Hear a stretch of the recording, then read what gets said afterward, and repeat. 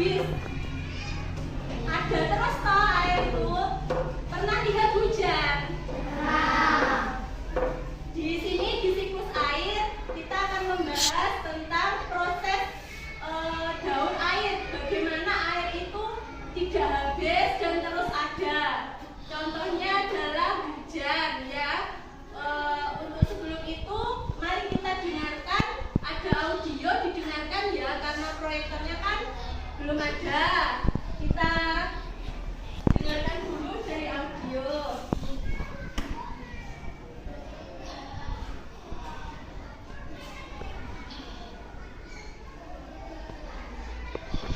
Halo sobat pelajar, kembali lagi di ruang belajar channel. Kali ini air biasa kita gunakan untuk mandi, mencuci, menyiram tanaman, dan lain-lain. Tahu nggak sobat pelajar, kenapa air yang terus kita pakai tidak pernah habis? Bagaimana terjadi siklus atau daur air?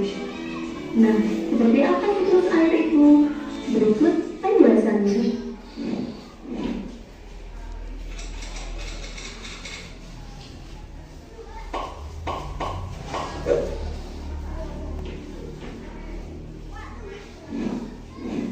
Siklus air adalah perputaran air secara terus-menerus dari bumi ke atmosfer, lalu melintasi ke bumi melalui proses evaporasi, transpirasi, kondensasi, dan presipitasi.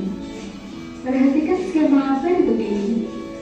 Air yang ada di laut, sungai, dan danau mengalami penguapan akibat panas sinar matahari. Proses penguapan ini dinamakan evaporasi. Nah, dari video ini tadi ada apa? Air yang menguap ke atas, itu namanya apa? Evaporasi. Ya, sekarang didengarkan lagi. Proses penguapan juga terjadi pada tumbuhan-tumbuhan di bumi. Proses penguapan yang terjadi pada tumbuhan dinamakan transpirasi. Uap air Nah, tadi kalau proses penguapan air dari sungai menguap, namanya kan evaporasi. Tapi kalau yang menguap itu air yang ada pada tumbuhan, namanya apa? Transpirasi. permukaan bumi akan naik ke udara membentuk awan. Kumpulan uap air tersebut akan mengalami penimbunan membentuk titik-titik air. Proses ini disebut kondensasi. Lalu, Nah, di sini tadi dibahas soal apa, Kon? Kondensasi. Kondensasi itu setelah air menguap lalu membentuk titik-titik air menjadi awan. ini akan membawa awan ke daratan atau dataran tinggi. Berikutnya, titik-titik air di awan akan turun menjadi hujan. Proses ini dinamakan presipitasi. Selanjutnya, air Nah, di sini ada lagi proses setelah awan, maksudnya setelah air menguap menjadi awan. Lalu awan membawa air turun menjadi hujan, namanya apa? Presipitasi. ke dataran rendah dan menciptakan siklus yang berlangsung secara terus-menerus. Demikianlah penjelasan tentang siklus air. Nah, dari penjelasan tersebut dapat kita pahami bahwa secara keseluruhan jumlah air di bumi cenderung tetap dan berubah hanya mengikut tempatnya. Meskipun begitu, kita tetap harus menghemat penggunaan air dengan cara mematikan air jika tidak digunakan, mengurangi kebocoran air, dan selalu memantau penggunaan air. Gimana sobat pelajar? Bisa dipahami ya? Di sini ada latihan soal buat sobat pelajar.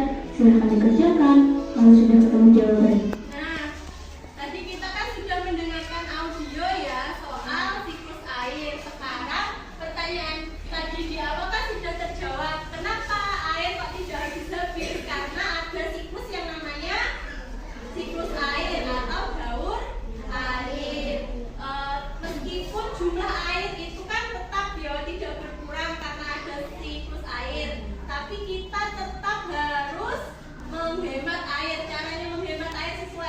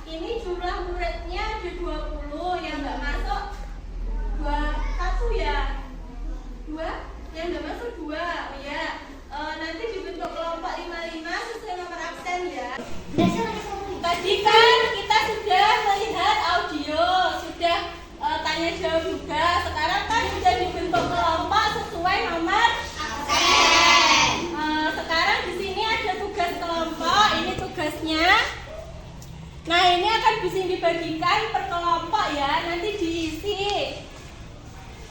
Ini ya. Ini kelompok 1, ini kelompok 2, dan ini kelompok 4. Yang terakhir di belakang ini ada kelompok 5 ya. Ya. 1, 2, 3, 4 ya. Itu di